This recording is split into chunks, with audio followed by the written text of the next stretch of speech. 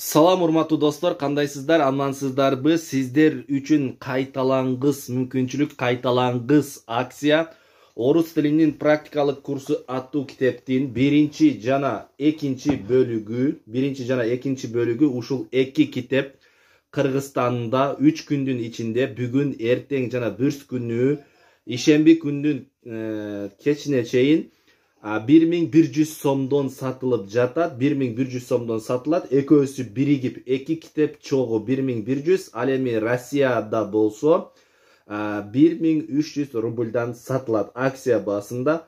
Урматтуу достор, алып калыңыздар, чамданып калыңыздар, акциядан кеч калбаңыздар.